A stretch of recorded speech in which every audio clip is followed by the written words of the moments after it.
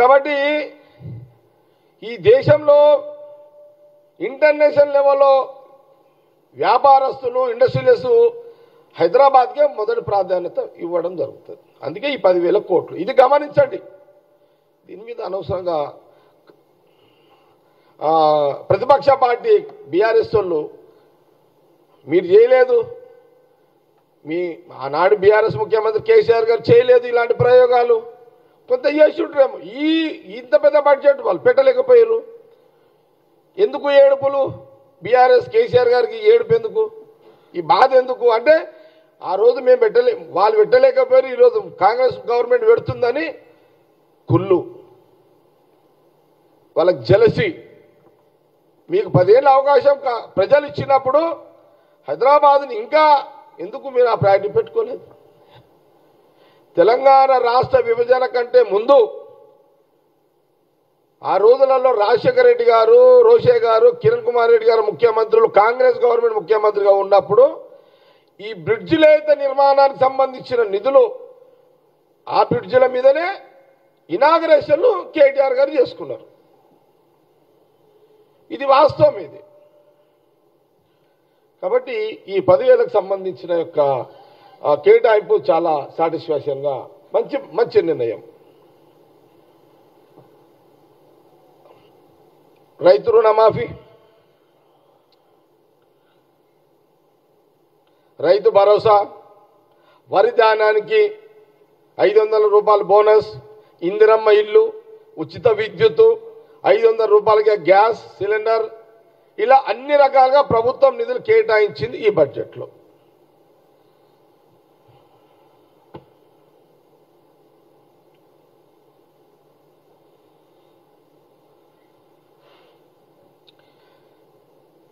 గత 10 ఏళ్ల కాలంలో బీఆర్ఎస్ పార్టీ కేసీఆర్ ముఖ్యమంత్రిగా ప్రాధాన్యత వెనుక అప్పులు ముందు.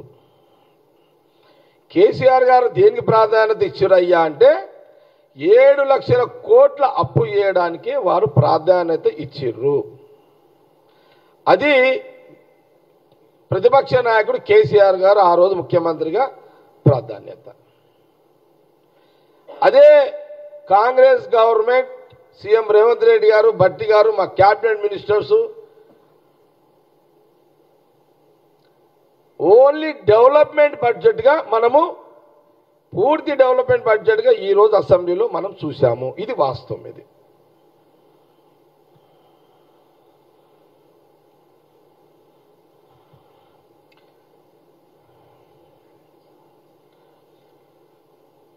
అప్పుల పాలు చేసిన చరిత్ర బీఆర్ఎస్ అయితే ప్రజాక్షేమం కోసం ప్రజా పరిపాలన బడ్జెట్గా ఈరోజు ఈ బడ్జెట్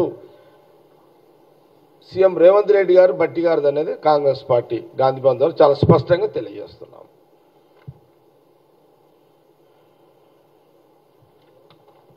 ఓకే, థ్యాంక్ యూ. నా ప్రెస్ మీట్ అయిపోయింది.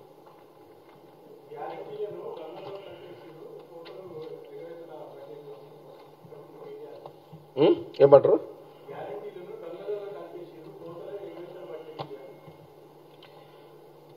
ఇప్పుడు కేటీఆర్ మాటలే మీరు అన్న మాట ఏంటంటే కేటీఆర్ ఇప్పుడు 6 గ్యారంటీలను గంగలో కలిపేసిండు అని కేటీఆర్ కామెంట్స్. మేము వచ్చి 7 నెలలు అయింది.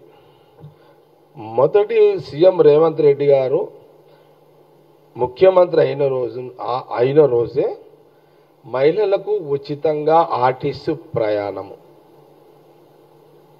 సోనియా గాంధీ, రాహుల్ గాంధీ గారి సమక్షంలో, ఖార్గే గారి సమక్షంలో సంతకం పెట్టిండు.